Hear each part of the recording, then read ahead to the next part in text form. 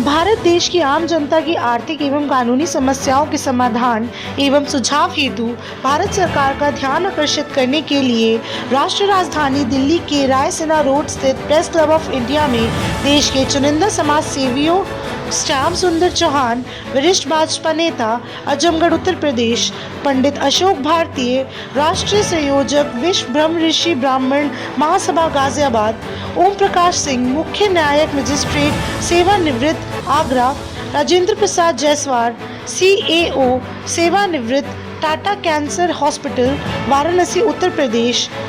प्रसाद पुरुषोत्तम पाखले, वरिष्ठ समाज सेवी एवं राष्ट्रीय अध्यक्ष बुनकर महासंघ महाराष्ट्र जैसे समाज सेवकों ने आर्थिक एवं कानूनी सहायता के लिए पत्रकार वार्ता का आयोजन किया। प्रेस कॉन्फ्रेंस में देश की बढ़ती जनसंख्या पर गंभीर चिंता व्यक्त करते हुए देश हित में अपराधों पर नियंत्रण, कानून व्यवस्था में सुधार एवं सामाजिक संतुलन कायम रखने के लिए जनसंख्या नियंत्रण कानून तुरंत लागू करने की मांग की गई तथा सांसदों और विधायकों की पेंशन व्यवस्था में सुधार करके उनके अनेकों बार निर्वाचित होने पर अनेकों बार की पेंशन न देकर केवल एक बार ही पेंशन देने की मांग की गई एवं त्वरित न्याय व्यवस्था लागू करने की मांग भी की गई। बता दें कि वरिष्ठ भाजपा नेता श्याम सुंदर चौहान ने कहा, इस पहल का उद्देश्य समाज के सभी वर्गों को सशक्त बनाना और उन्हें अपने अधिकारों और अवसरों का उपयोग करने के लिए सही जानकारी और सहायता प्रदान करना है। हम आर्थिक स्थिति को देखते हुए उस पर हम लोग चर्चा किए और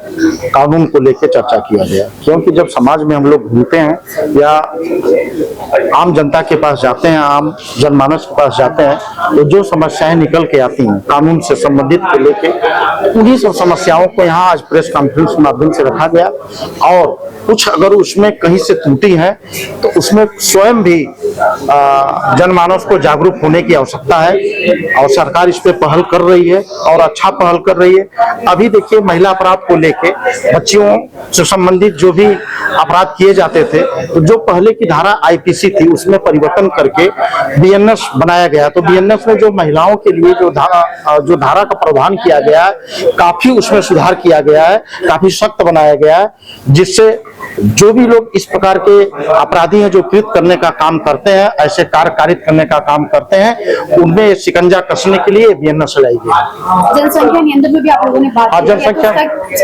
जनसंख्या नियंत्रण के लिए सरकार से ज्यादा पहल हमको आम जनता को करना पड़ेगा, क्योंकि जब 1950 के दशक में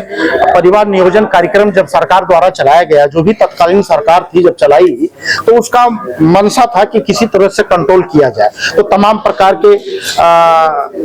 गर्भ निरोधक तरीकों को अपनाया गया, चाहे वो नसबंदी का हो, चाहे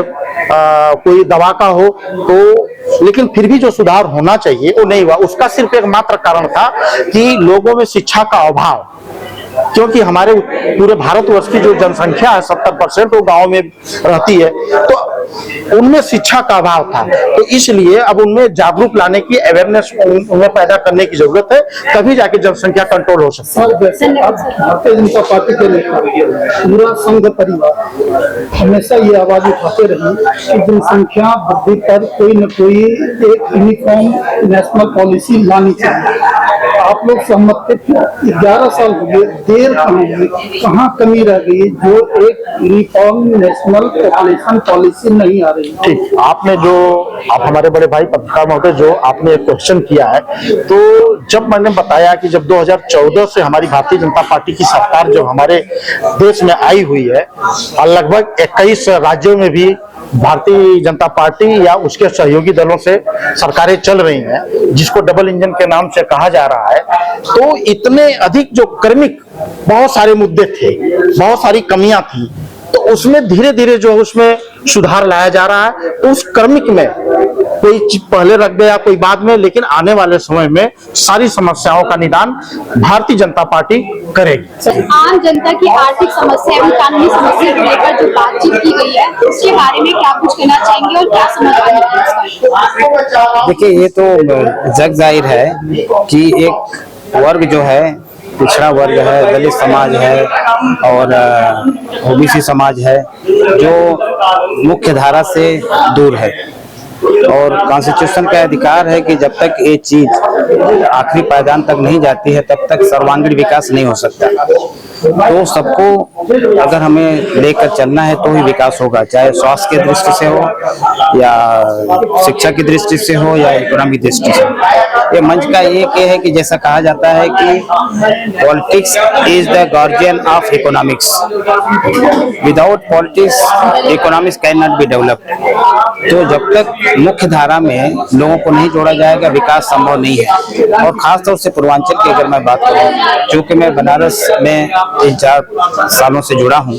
और स्वास्थ्य की सेवा से जुड़ा हूं, तो मैंने देखा है कि यहाँ पे